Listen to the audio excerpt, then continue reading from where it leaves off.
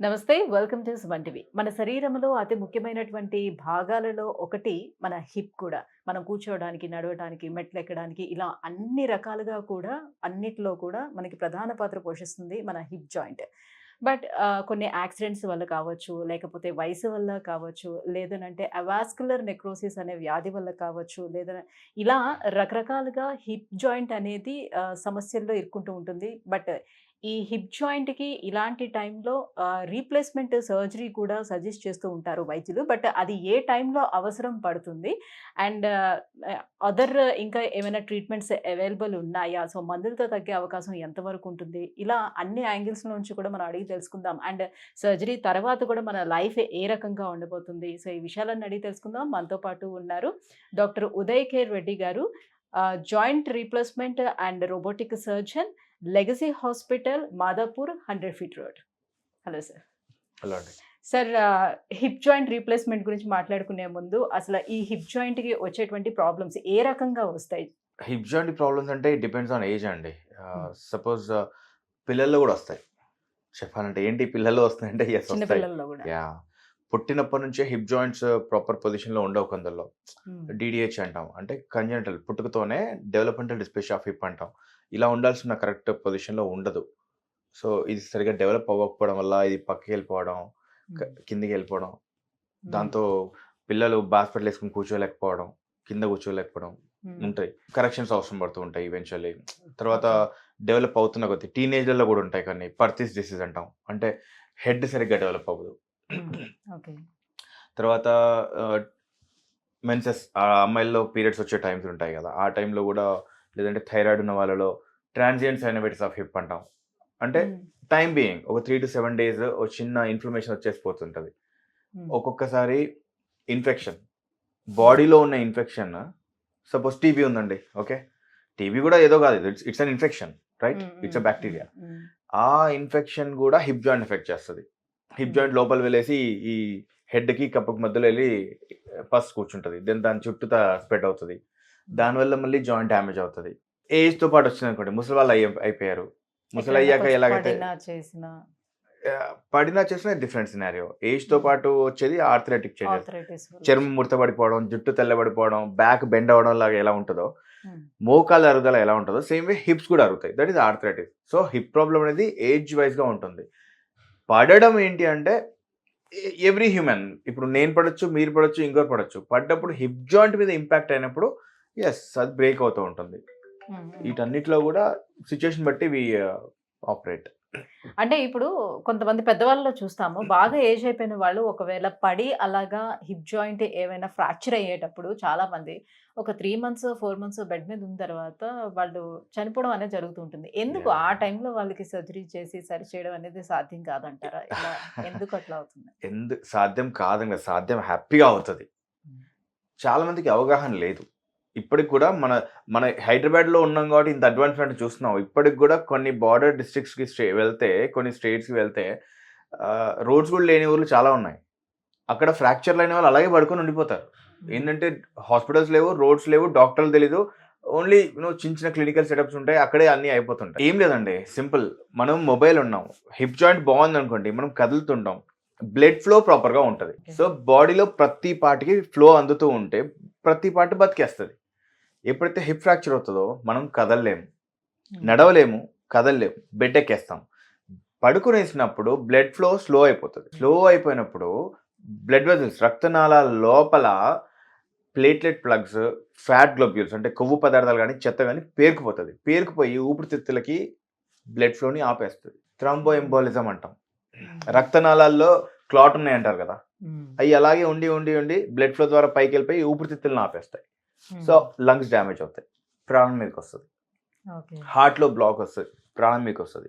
So, విరిగినది actual dictum ఏంటంటే, విరిగినప్పుడు పడుకోబెట్టడం గాదు. అతికిచ్చి పడుకోబెట్టాలి. అతికిచ్చి హ్మ్. నడిపిచ్చాలి. హ్మ్. అతికిచ్చేసి జస్ట్ మేక్ హిమ్ మొబైల్. నడిపిచ్చేయండి. All set. ప్రాణం మీదకి రాదు. రివర్స్‌లో ఆలోచిస్తారు. పడుకునేస్తే అతికేస్తది. పడుకోబెడితే అది అతుకుద్దేమో. మరి బాడీ? బ్లడ్ ఫ్లో అనేది problem must and should. Right. మరి సర్జరీ అనేది ఏ సిచ్యువేషన్ లో ఎవరికి అవసరం పడుతుంది? అందరికీ అంటే ఇప్పుడు పడిన ప్రతి ఒక్కరికో లేకపోతే ఆర్థరైటిస్ వచ్చిన ప్రతి ఒక్కరికి వీళ్ళందరికీ అవసరం పడుతుందా? పడిన దాన్ని ఫస్ట్ క్లారిటీ ఇస్తాను. పడినప్పుడు సపోజ్ ఇదే మీ హిప్ జాయింట్ అనుకోండి, ఇది దాన్ని నెక్ హెడ్ నెక్ అంటాం. ఇందులో ఎక్కడ విరిగిందనే దాన్ని బట్టి సర్జరీ ఉంటుంది. సపోజ్ ఈ నెక్కి కింద భాగం విరిగింది అనుకోండి, దాన్ని ఏం రీప్లేస్ చేయం. దానికి కూడా సర్జరీ ఉంటుంది కానీ రీప్లేస్ చేయం. ఉన్నది అతికించుకుంటాం. 70 years అయినా సరే 80 years అయినా సరే నేనైతే ఉన్నది అతికించడానికి ప్రయత్నం చేస్తాను. కానీ అన్ని జాయింట్స్ లోకి హిప్ జాయింట్ అనేది చాలా కష్టం అతికించడానికి. అది ఈవెన్ దో సర్జరీ చేసిన తర్వాత కూడా తిరిగి లేచి నడవటం డైలీ అలా ఏం లేదండి, అలా ఏం లేదు. అలా అసలు నెవర్. ప్రాపర్ ఇంప్లాంట్ కరెక్ట్గా వేసుకొని చేస్తే హిప్ జాయింట్ ఫ్రాక్చర్స్ కూడా చాలా హ్యాపీగా కంఫర్టబుల్గా అతికించవచ్చు. అదే ఇదే హిప్ జాయింట్ ఈ నెక్ అని ఉంటుంది, మెడ అంటాం. బోన్ ఇలాగే ఉంటుంది అనమాట, తల మెడలాగా ఉంటుంది. మెడ పై భాగం అంతా విరిగింది అనుకోండి, దాన్ని అతికించిన లాభం లేదు, ఎందుకంటే బ్లడ్ సప్లై డ్యామేజ్ అవుతుంది. సో దాన్ని రీప్లేస్ చేస్తాం. మీరన్న రీప్లేస్మెంట్ అప్పుడు సినారియోలోకి వస్తుంది. ఈ మెడకి కింద భాగమా పై భాగమా అంటే బ్లడ్ సప్లై ఉందా పోయిందా దాన్ని బట్టి రీప్లేస్ చేయాలా అతికించాలా. కుదిరినంత వరకు నేనైతే అతికించడానికి ప్రయత్నం చేస్తాను. Natural bone is always the best అండి. So I always try to preserve the natural bone. ఏంటి అతికించడానికి రీప్లేస్ చేసేదానికి డిఫరెన్స్ ఏముంటుంది? అన్ని ఇందులోనే చెప్పేస్తే మీరు మా ఒకటికి రారుగా. మరి అదే కదా తెలుసుకోవాలనుకుంటా. అతికించడం అంటే ఏం లేదు, ఉన్న బోన్ని రాడ్స్ అండ్ ప్లేట్స్ ద్వారా ఒక 4 to 6 weeks రెస్ట్ ద్వారా అతికించుకొని మళ్ళీ న్యాచురల్ స్ట్రెంత్ రీగైన్ చేయడం.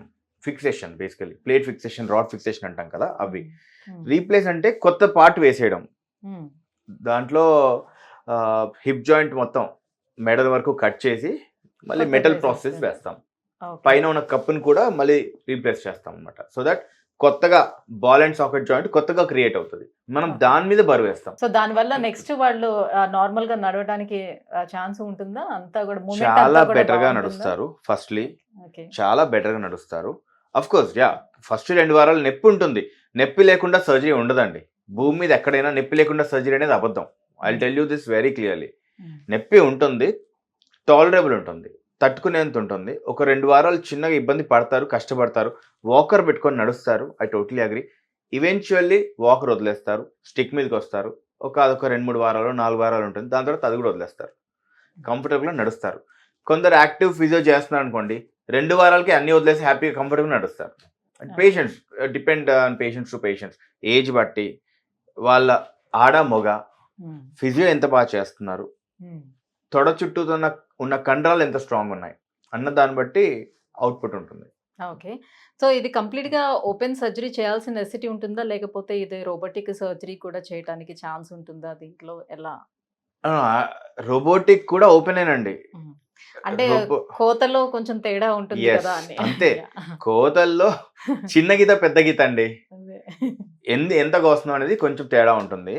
రోబోటిక్ లో ఇన్స్టెడ్ ఆఫ్ చాలా మందికి ఒక ఉండిపోయింది ఏంటంటే చిన్న కోత అని ఉంది. చిన్న కోత పెద్ద కోతతో మీకు నిజంగా పెద్ద ఏం ఎలా అంటారు తేడా రాదండి.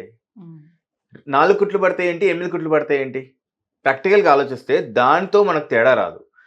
లోపల కోసే కండ ఎంత కోస్తున్నాం అనేదే మన ఇంపార్టెంట్ ఫ్యాక్టర్. రోబోటిక్స్లో ఏంటంటే ప్రెసిజన్ ఉంటుంది, అంటే ఎంత కట్ చేస్తామనే క్లారిటీ ముందే ఉంటుంది. దాంట్లో యాంగిల్స్ అన్ని కూడా ముందే చూసుకుంటాం. వర్షన్ ఎంత ఉంటుంది, ఫ్లెక్షన్ ఎంత ఉంది, వ్యారస్ ఎంత ఉంది అనే కొన్ని యాంగిల్స్ ఉంటాయి మనకి. సెంటర్ ఆఫ్ హిప్ ఎలా ఉంది అనేది. సో దాన్ని బట్టి మనం కరెక్షన్ చేసుకొని ప్రిసైజ్గా మల్టిపుల్ రిపీటెడ్ కట్స్ చేసుకోకుండా precise to the point cut చేసుకుంటాం. దానివల్ల స్కిన్ ఇన్సిజన్ అనేది కొంచెం తగ్గే ఛాన్స్ ఉంటుంది, కానీ స్కిన్ ఇన్సిజన్ అనేది మీరు పెద్దగా చూడొద్దు. లోపల జరిగే కరెక్షన్ ఎంత అక్యురేట్గా ఉందనేది చూడాలంతే. ఓకే. ఎన్ని రోజుల్లోనే వాళ్ళు మళ్ళీ యాక్టివ్ అవ్వగలుగుతారు ఆఫ్టర్ సర్జరీ? 2వ రోజు నడిచేస్తారండి. ఫస్ట్లీ 2వ రోజు నడిపిస్తాం. నడిపించకపోతే ప్రాబ్లం అదే ఇందాక చెప్పాను కదా, పడుకోబెడితే బ్లడ్ క్లాట్ ఆగిపోయి ఆ బ్లడ్ క్లాట్ అంతా వచ్చి గుండెని ఊపిరితిత్తులను ఆపేస్తుంది. హిప్ రీప్లేస్మెంట్ చేసేదే నడిపించడానికి. The very motto of it is to mobilise the patient, అంటే ఆ పేషెంట్ని కదిలించాలి. So second day by rule కుదిరితే వాళ్ళు if they are active next డేనే నా దగ్గర ఒక పేషెంట్ లాస్ట్ 2 years బ్యాక్ అయితే 12th hour లో నడిచేశారు. అది పేషెంట్ టు పేషెంట్ డిపెండ్ అవుతుంది. సపోజ్ చాలా థిన్గా ఉండింది ఆవిడ, అదే. షీఈస్ వెరీ లైక్ ప్రోయాక్టివ్ ఉండింది, నడిచేసింది. సో సో ఒబేస్ గా ఉండే వాళ్ళకి కొంచెం ఇబ్బందులు ఏమైనా ఉంటాయా వాళ్ళకి? మాకు ఇబ్బంది, ఆపరేషన్ చేయడానికి కొంచెం ఇబ్బంది. సో వాళ్ళకి కొంచెం పెద్దగా ఎందుకు మజిల్ కొయ్యాల్సి మాస్ వస్తుంది. ఎక్కువగా ఫ్యాట్ ఎక్కువ ఉంటుంది. ఆ ఫ్యాట్ అంతా దాటినాక మజిల్ ఉంటుంది. సో మాకు చేయడానికి కొంచెం ఇబ్బంది పడుతుంది, కొంచెం టైం పడుతుంది. కోతలు కూడా కొంచెం పెద్దగా ఉంటాయి. సో నొప్పి కూడా అంటే ఎక్కువగా వాళ్ళు కూడా ఉంటుంది. రికవరీ అవడానికి టైం పడుతుందా అని. యా, అంతే కదా. అంత మజిల్ లోపల ఎక్కడ ఉంటుంది, ఇదంతా స్ట్రెంత్ అప్ చేయాలి. తిన్ననుకోండి మజిల్ సరిపడా ఉంటుంది, easy to regain to. Okay. So surgery అయిపోయిన తర్వాత వాళ్ళకి ఎలాంటి ప్రికాషన్స్ ఏమైనా చెప్తారా? ఓన్లీ వన్ థింగ్ ఏంటంటే రీప్లేస్మెంట్ తర్వాత కింద కూర్చోకూడదు. టు బి ప్రిసైజ్, అకేషనల్లీ కూర్చోవాల్సి వచ్చింది, సడన్ ఇంట్లో పూజ ఉంది, on and off, okay it's okay. కానీ మేము ముందే ఓకే చెప్పేసాం అనుకోండి, పేషెంట్ డైలీ కింద కూర్చునేస్తారు. So we don't so driving లాంటిది అలాంటి వాటిలో ఏమైనా problem driving, bike, car, sexual life ఏం తేడా ఉండదు. Thank you sir, thank you so much. So hip replacement ఏ రకంగా చేస్తారు, సో దానివల్ల ఏమైనా కాంప్లికేషన్స్ ఉంటాయా లేదా, ఈ విషయాలపై అవగాహన కల్పించినందుకు థ్యాంక్ యూ సో మచ్.